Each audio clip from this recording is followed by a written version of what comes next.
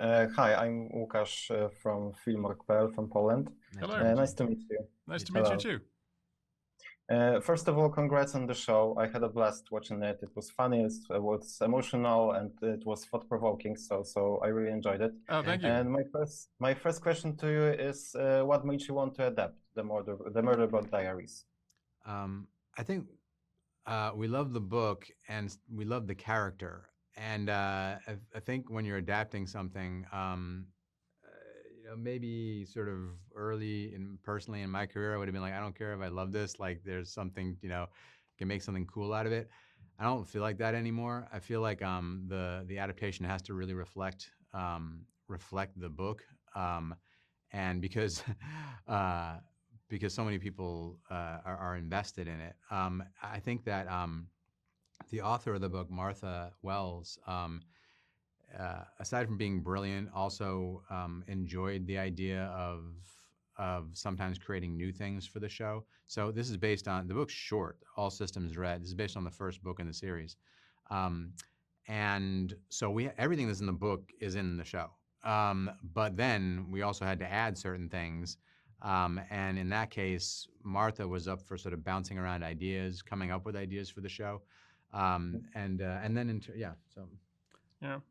I was thinking it's great science fiction as well. And this is not just because you're Polish, but I was thinking it reminds me a bit of, I'm going to mispronounce it, I'm sorry, but Stanisław Lem. How do you pronounce that? Yeah, Stanisław Lem. That's Stanisław Lem, right. He wrote these great robot characters and imagined robots being all kinds of people. And Murderbot kind of fits into that tradition, I think. Also, he had a great sense of humor, yeah. And like everything in that world, it didn't make it unrealistic, but it made it more realistic. The idea that people have sense of humors in Stanisław Lem's books. Yeah, that's true. Which element of the fictional world was the biggest challenge for you in the adaptation? Well, Martha purposely doesn't describe the visual appearance of things. Right, it's not. Her world building is mostly social and cultural and personal, so the visual is kind of left up to the imagination. So the trick is how to come up with a world that makes sense visually, that doesn't draw on a bunch of cliches that have already been done very well, and yet to not sort of bend over backwards and come up with something totally weird. So the visual design and Su-chan, our production designer, is largely responsible for what works. What was the trickiest part?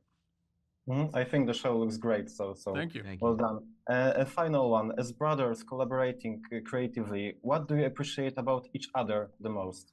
Oh, wow. I appreciate Paul's kindness because he's the older brother, and it makes all the difference if your older sibling is gentle and kind and understanding. So that made all the difference, like both when we were kids and on set as well. So clearly you don't appreciate my talent. Chris is really he's polite. He's a lovely person, and he's really good. He's really good at all aspects of making either a film or a show. Yeah. So I really appreciate that because it's really hard for me to give over control of things. Right. And you have to, if you're collaborating with somebody, you have to have faith that even if you haven't thought of it, the thing they're going to think of is going to be interesting and cool. Yeah. So that's to me the biggest thing. Great, thank you. It's nice to hear. Thank you very much, and once again, I really enjoyed your show. Thank you so very much. We really appreciate it. Cheers, thanks for watching it. Thanks. Bye-bye.